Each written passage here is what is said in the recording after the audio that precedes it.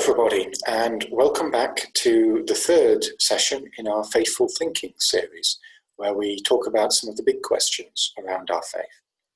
I'm very pleased to be welcomed by the Reverend Stuart Hull. Is that also the Reverend Major now of the Army? Just Reverend Captain at the moment, but we'll see how we are. Stuart is a Reverend, a Captain, and I believe technically also the Laird of a square metre of land in Scotland. So he has a lot of titles. Stuart's an old friend. He's Vicar of Brentwood down in Essex, and he's very kindly joined me to talk about a few more big questions this afternoon. So welcome, Stuart. A first question for you. Why are you a Christian? Great, brilliant. I think there are two sides to that coin. I think one, there's what exposed me to Christianity. I grew up in a Christian household. I grew up going to a Christian primary school, and alongside that, we went to church services pretty much every Sunday. And I think for me, Christianity always seemed like a guiding, helpful presence in my life until I was about 18. Like, it was important. Christianity was clearly important as sort of a moral, cultural compass of how to be a good person. I spent some time thinking about what might my life look like if I just gave this all up. And I didn't really fancy it. I felt that I needed some sort of moral guide. Otherwise, what is there? You see what I mean? And so I kind of grew up with that impression. But it wasn't really until I was 18 and I lost an argument that I really became what I call like a living Christian. That's kind of the time where I gave myself to Christ and kind of lived for Jesus. And I think I'd grown up thinking, right, it's important to be a good person. That's a fairly simple fundamental aim, right? I want to be a good person and I want to help people. Problem with that is that if you don't understand God's grace enough, then actually it's very difficult to be a good person because you mess up all the time. And I remember growing up thinking, man, I'm trying to be godly, but it very much feels like my sins negating all the good that I'm doing. And that became quite depressing, quite difficult. And when I went to university, I got invited to the New Word Live conference in a Welsh town that I'm not going to try and pronounce because I never could. And someone said to me, we went to a lecture about Martin Luther, and the lecture was about, you're saved by grace alone. It's not about your good works. You're saved by grace, and then all the good things, good virtues spring out of that, sort of. And I was like, man, this is garbage. This is terrible. That's a license to do whatever you want to if you're just saved by grace alone. And one of my UCCF mentors overheard me say this and said, "Oh, you're the one leading the Bible study groups, aren't you?" I was like, "Yeah." That's a problem. And so we had a debate pretty much all night, the six of us, and thankfully I lost. And I think that's the moment where I became like a living Christian in that sense, and was convinced that it wasn't necessarily about being a good person as I defined it, about living for Jesus, because that's the only way that you're kind of going to be able to step into God's presence, really. Well, let me ask you the first of our tricky questions for this afternoon. Why trust the Bible? Yeah, that's a really good question. Sorry? No, you do. Yeah, good preference. No, of course, absolutely. And I think we've had some interesting conversations about this in the past, Simon. I know we've both spent some time at college with people who've got some really good ideas on this. I think for me, okay, fair enough, why trust the Bible? I wonder, as Christians, do we talk about the Bible enough as a historical book? Like, often we'll speak about it in the spiritual sense of I'm spiritually nourished and fed by the scriptures. There's a lot of language like that in the church, which is good. We like that. That's appropriate. But sometimes it's just nice to sit down and think about this as a historical text, right? And think, right, is this reliable? When I look at ancient accounts of Hannibal crossing the Alps, or whatever Julius Caesar is getting up to in Gaul, I tend to believe those accounts. You look at how accurate those historians were, how much time between the account and the actual event occurred, and often there's a gap in many cases, especially with Caesar, about 500 and 600 years after the case, in many ways, and that's not unusual. It's even with reference to a lot of the emperors that live. You start looking into it, and a lot of the accounts of Domitian and the others, you're talking their biographies or letters about them are often written 400 or 500 years after the fact. Not always, but mostly the ones that we trust and read about in history class are. And you go, well, I don't doubt the fact that Julius Caesar conquered Gaul. I don't really doubt the fact that Hannibal wreaked havoc in northern ancient Italy. Those are fairly reliable statements. Even though a lot of the historical accounts we have for those events have written many, many hundreds of years and conflict quite significantly, especially in reference to Hannibal and how big his army was. But I still trust that Hannibal existed and did what he did. So you look at scripture and think, right, can I trust this? Well, there's a lot of good evidence to say that actually the Bible accounts, the gospel accounts of Jesus' life are written very, very close to when he lived. And there's a significant amount of good evidence to suggest they were written by people that saw the event, or at least were able to speak to eyewitnesses and gather that data fairly directly. So my encouragement would be, like, if you're doubting this, like, we've all got access to the internet, and you've got to be careful what sources you look at. But it's not hard to find reliable accounts of why we know what the Roman emperors did, and it's not hard to find very quickly that a lot of these accounts are written hundreds of years afterwards. Whereas, we've got texts of the early Gospels, and you've got like the Codex Sinaiticus and the Codex Vaticanus, and a lot of these codexes point to 3rd century sources. I think that's a reasonably well-grounded claim. And a 3rd century, and so let's even be a bit generous, like 2 or 3 years, 250 or so years after Jesus has died, going to about 350 years, considering how the different authorship of the Gospels, the fact that they're written much, much closer to the time when Jesus died. The collected accounts like Vaticanus and Sinaiticus that we have, written, within a fairly good time frame. And I remember reading one essay recently about the fact that the use of names, the use of locations in Luke's Gospel and Acts in particular, really suggests it's written by someone who knows the terrain very well, who walked that. There's a lot of, when you look at the accounts of Hannibal in particular, and there's some really good stuff done on this recently, a lot of the accounts of where he fought his battles, how many troops he had. I mean, you're talking the difference of about 50 or so miles in the location of the battles. And in terms of how different historical sources talk about how many troops he had, variances of about 50,000 men. It's quite a lot. The gospel accounts are far more precise, where Jesus was, the names of the people he was engaging with, and that gives me quite a lot of confidence. And if you look at, I suppose one example would be Islam. You look at Islam, and you've got the sort of Quran revealed in a way to Muhammad in a way that's very, very singular. It's not exposed in its initial dictation to Muhammad. It's not exposed in a way that lots of different people are seeing and lots of different people can write about and share information on, like the Gospels, where you've got different people writing, different people sharing same perspectives on the same event and pretty much writing exactly the same thing. The fact that the gospel ministry is so public and witnessed by thousands of people, and the gospel writers say very, very, very similar things about exactly about what happened, compared to an isolated event where one person receives it in a singular place and then tells everyone else. I think I know which one I'd rather look at as being historically reliable, if that helps. It does, I think. Yes, I remember doing some comparisons with the Battle of Hastings from English history, and we all learn about Hastings 1066 and all that. There's 4 sources for the Battle of Hastings, and they're all written decades after the event, and they contradict each other an awful lot, certainly compared to the Gospels. There's very little in the way of good archaeological evidence for Hastings, and most of the reasons we assume it is true is either these 4 documents or the fact that much, much later there's this whole tradition that the Angevin or the Norman kings came over at Hastings. Now, nobody doubts that Hastings happened. Nobody doubts it was fought in 1066.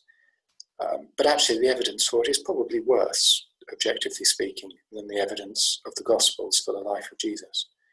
In fact, I'd say it's definitely worse because the people who wrote their accounts of the Battle of Hastings got fame and wealth for it. They had an incentive to be dishonest.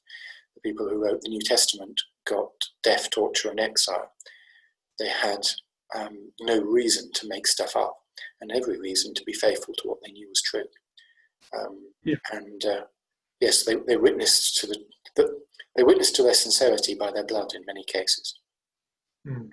Yeah, and I mean, I often go back to the codices as like, man, these are very, very quickly commonly agreed upon reliable sources that the early church look at and go, no, this is reliable.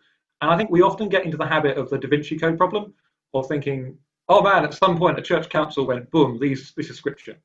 At some point a church, decided and picked between them. And I think we both agree it happened a lot more organically than that. That yes, certain later councils ratified books that were already commonly used for hundreds of years. And when I encounter this question, I always usually get the accusation of, but the church put these books together in order to establish its position. I was like, well, one, these letters don't record the disciples as particularly good people consistently. They come across very poorly in certain examples because they're human. That's not, that's fairly relatable. And two, no, like, you look at so many of the early church fathers and they're using these books very, very early on. There's common agreement on them. And, not to stray into a different question, but like books like the Gospel of Thomas, similar things, Gospel of Mary, very, very quickly dismissed by the early church as not being authoritative. And we're not talking that attitude developed 500 years later. That attitude was prevalent in early church writings. And we've got letters between bishops expressing like, don't use the Gospel of Thomas. However, Matthew, Mark, Luke, and John are pretty solid, and we've got good evidence in that. And I think, okay, if you're going to dismiss Scripture exactly as you say, Simon, then why do you believe in all these other events? Like, why exactly? Like, is it because maybe if Scripture's true, that's far more challenging than if Hastings is true? It comes down to the costs of believing. If Scripture is true, everything else has to change. Let me pick up on your talking about the early church and put forward another question that has been asked. We talk a lot about the church's early recognition of the Scriptures, and the church is supposed to be God's kingdom where he's changing people and making things better. But as we look through history, we see some less than stellar moments in the church's history.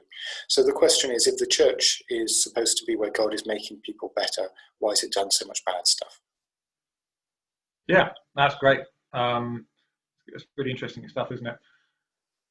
If the church is supposed to be a place that's making people better, why does it do bad stuff? Yeah, and I think the Bible, I mean, the scriptures, as I've kind of already said, that they highlight that the answer to that question, as I've kind of said, where you kind of referenced it as well. The Gospels do not always portray those that participate in them in very favourable light. Peter and Paul mess up. Peter makes significant mistakes during his ministry, and Paul was involved in the murder of Christians, as Saul. And so the Bible is very, very clear that once you come to faith and once you commit yourself to Jesus, we're still very much human. And sadly, that's the case for everyone in the church. And I suppose the classic example is the Crusades. I suppose to take if you're going to take the example, it's the Crusades, right? And the Crusades are, I would argue, they're not a problem of people being too Christian or being too zealous, but in fact not Christian enough. And you look at the preaching of those that contributed to the Crusades, like Peter the Hermit and Bernard of Clairvaux, and they're saying so much stuff which is counter to Scripture. Like, I mean, it depends what you mean by Christian, doesn't it? There's a Christian political force in the Crusades that does horrific things. When they get to Acre, when they get to Jerusalem, they're just awful. Like, there's no defense for what the early Christians do. I mean, even before they get to the Holy Land, the stuff they do to Jewish communities in Europe is abhorrent, terrible. But nothing that they do, none of the preaching or the letters that we read of, exchange between the early Crusade leaders, correlate to any of the virtues expressed in Scripture. They just don't. And we've got a lot of, again, historical records on people like Bernard of Clairvaux, on Urban II, Pope Urban II, and Peter the Hermit. And what they're saying is so counter to the gospel. And what I would say to someone if they're worried about events like the Crusade is, man, that's just an argument for better biblical knowledge and a desire to become more Christ-like.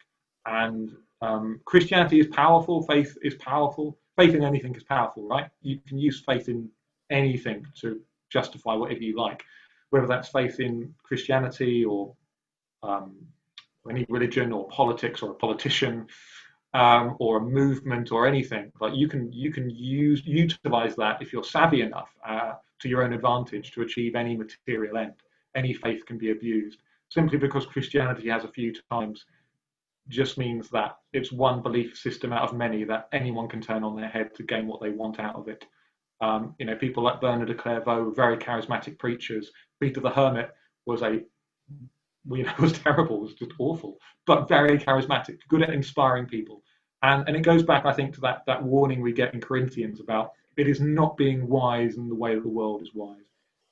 Being a Christian who's passionate about your faith is not about being eloquent in the way that the world judges eloquence. It's not about being charismatic in the way that the world views it. It's about being committed to becoming Christ-like. So that would kind of be my answer, is that we see very quickly that Christianity becomes a massive movement overnight. It's another reason to support the biblical scriptures. Like, man, this movement spreads very, very quickly. And is supported by a huge range of different social classes, and becomes very politically significant because of that. So it doesn't take much of a leap to think, wow, any savvy Roman or medieval, politician later on can see this political movement and think of a way of manipulating it. And I think we've got to be careful of. We've got to be very aware how people can utilize Christianity for their own means, and I think we've seen a very recent episode of that. And just because someone's waving a Bible about and saying God wills it doesn't make it true, and doesn't mean that the words of that Bible agree with that statement in any way. So I hope that kind of answers your question. Yes, I think that's helpful. Thank you. I want to leap on your closing remarks because they link up with another question. Should Christians be involved in politics? And if so, how? Yeah, no, they should. Passionately so and deliberately so. And I think Christians have to be involved. I don't think you can't not be. I suppose it depends, firstly, on what are you defining as politics. As long as you've got three people in the room, you've got politicians. Those sort of power dynamics between people are present in friendship groups, anything up to the state level. But I suppose we're talking about the state level. Yeah, I get slightly frustrated when people say you shouldn't bring your Christianity into politics. You shouldn't. But that's a really low understanding what it is to be a Christian, right? Like, according to scriptures, again, not defining Christianity of how the scriptures present it. Christianity completely changes your worldview. Like, it is the foundation for what you understand humanity to be, as created in the image of God. That's a huge world claim. It's the foundation of how you define good and evil. Good is very much defined by God. Evil is the absence of God, or the deliberate rejection of God's will and purposes. That's a massive difference than a secular person. Those are two huge foundational shifts. And so if you're a Christian, and those are your foundational elements on how you view ethics, how you view right and wrong, how can that not influence your politics? I think it has to. I think as a Christian, when you're voting for someone or looking at a party,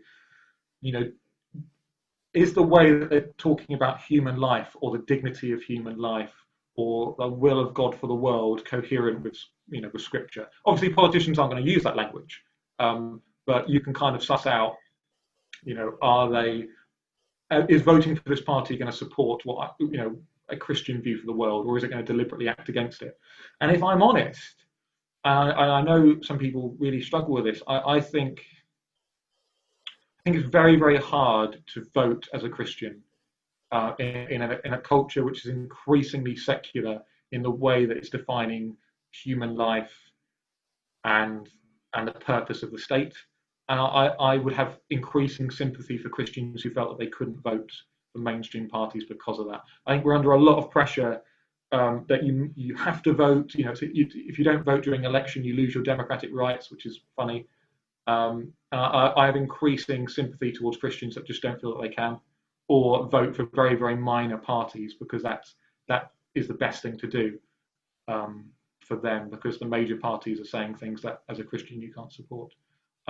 Just to clarify that, I think Christianity must influence your politics on an individual level, again, for those foundational ethical things.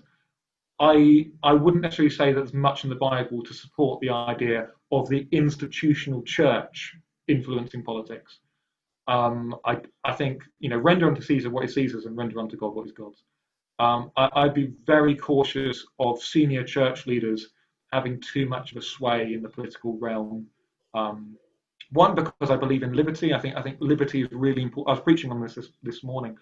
Liberty is really important for Christians, so that we have the freedom to exercise our views and opinions lawfully, and that's important for people. If you're a Christian, you should want that for everyone, and not just for Christians. You should want everyone to be able to speak openly about what they believe in, because that's the dynamic in which the apostles are ministering in. Yes, they get persecuted for it, and they get arrested numerous times, but often they're in public forums where people generally accept that you can exchange ideas.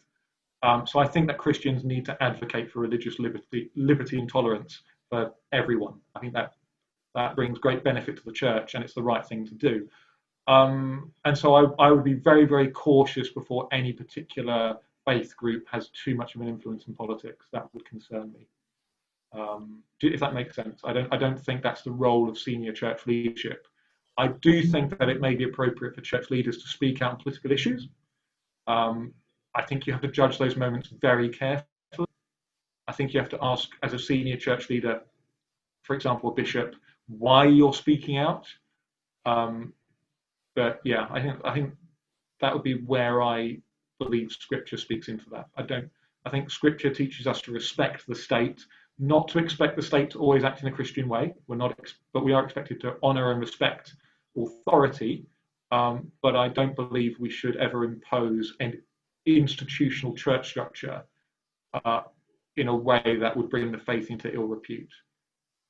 Doesn't mean I don't believe in the idea of an established church, because if anything, Church of England bishops, I think, in the House of Lords enable lots of different faiths to speak into the political realm. But for example, I'd be very unhappy if a similar thing happened in the House of Commons, because of the different legislative structure there. But yeah, so to answer your question, very nervous about the idea of institutional religious groups influencing or having appointments in politics.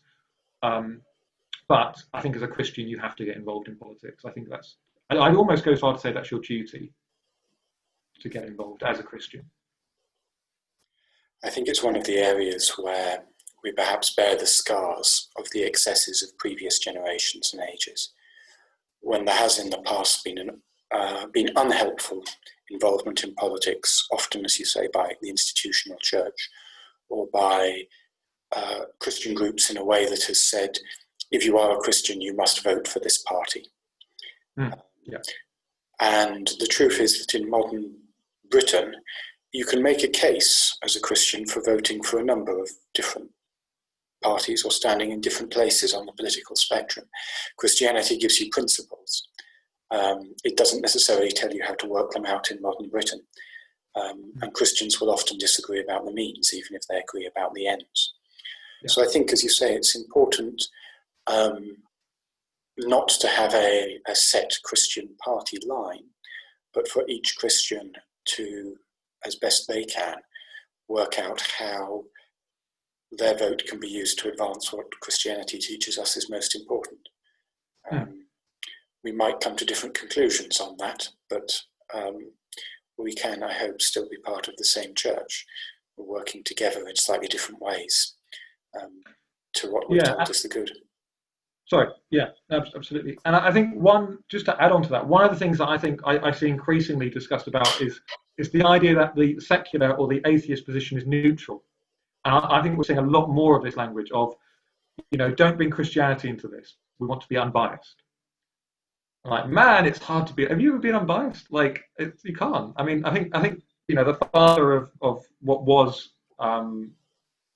contemporary. You look at David Hume and a lot of the skeptical things he put forward. And David Hume's very clear that you can't be unbiased. You don't have a neutral setting. That we all have our own belief systems.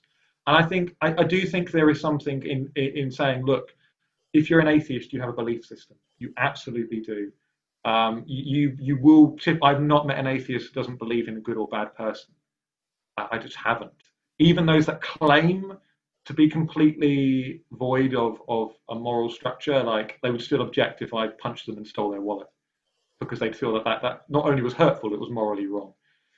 And I think we need to be very careful about this language of, if you're religious, you're suddenly taking a side, right? You're moving away from that neutral position, and regardless of whether you're Jewish or Hindu or Muslim or Christian, oh, if you're religious, right, you are suddenly out on the wings. But let's get back to the secular neutral zone, and that's the way that we can make unbiased decisions. I think that's worrying. I think we need to lovingly challenge maybe our secular friends and go, you know, with all due respect, your beliefs are still beliefs. Like, unless you're going to be completely amoral, you do believe that good is good and bad is bad for a reason. And most people, and a lot of people throughout history, may not agree with you on those definitions. So you are biased, I'm afraid. Does that make sense? Like, I think I see more of that language of we mustn't be religious, we must be unbiased.